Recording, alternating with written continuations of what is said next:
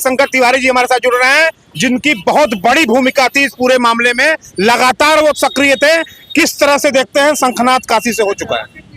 शंखनाद बिल्कुल हो चुका है। और प्रातः काल हम लोग शंकराचार्य भगवान के पास गए थे। हम लोगों के सामने ही उनकी जो ये धर्म यात्रा है वो शुरू हुई। और गो हत्या को रोकने के लिए, गो संवर्धन के लिए जो धर्म युद्ध उन्होंने छेड़ा है, हम अधिवक्ता समाज के लोग उनके साथ हैं। और जब गौ हत्या बंद होगी तो सनातन कहीं ना कहीं हमारा मजबूत होगा, मजबूती मिलेगी।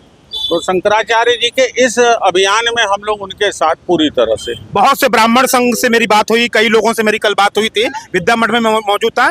सभी ब्राह्मण एक हैं, शंकराचार्य जी के साथ हैं, ये भी चल रहा है ना? देखिए, ब्राह्मण ही नहीं, अन्य जातियों के भी लोग हैं, सनातनी जितने हैं वो सारे सनातनी जो है, बहुत से भाजपा के भी लोग उनके साथ हैं, भले खुल के नहीं आ पा रहे हैं।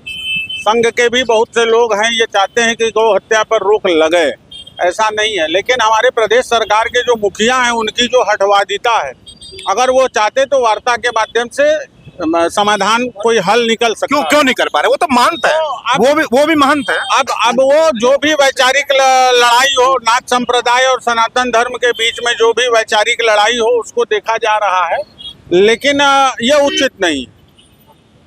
एक शासक को लचीला होना चाहिए, एक शासक को विनम्र होना चाहिए, हठवादी नहीं होना चाहिए। क्यों? क्योंकि पूरे प्रदेश और देश के और धर्म का भविष्य सुरक्षित है। अध्यक्ष जी केशव प्रसाद मौर्य जी ने कहा है कि शंकराचार्य जी आ रहे हैं लखनऊ, हम उनका स्वागत करेंगे।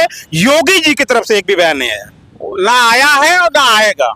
योगी जी को तमाम लोग, संघ से जुड़े लोग, आदरणीय सरसंघ चालक जी भी उनको समझाने का प्रयास किए, योगी जी किसी की सुन नहीं रहे। अमित शाह जी ने भी कहा कि योगी जी के शासन काल में कार्यकर्ताओं की, कोई भाजपा के कार्यकर्ताओं की कोई अधिकारी नहीं सुन रहा है। और योगी जी, जिन लोगों ने योगी जी को मुख्यमंत्री पद पे आसीन किया है, उनकी योगी जी उनकी भी नहीं सुन रहे हैं।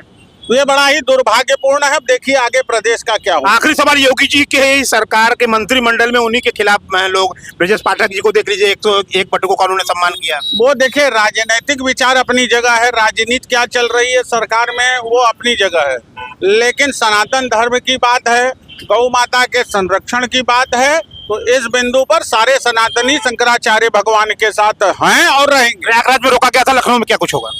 अब चलने दीजिए, ये यात्रा अविराम यात्रा है। शंकराचार्य भगवान ने एक पवित्र उद्देश्य लेकर के यात्रा आरंभ की है, और वह निश्चित रूप से कुछ न कुछ परिणाम, सुखद फल, सुखद परिणाम आएगा।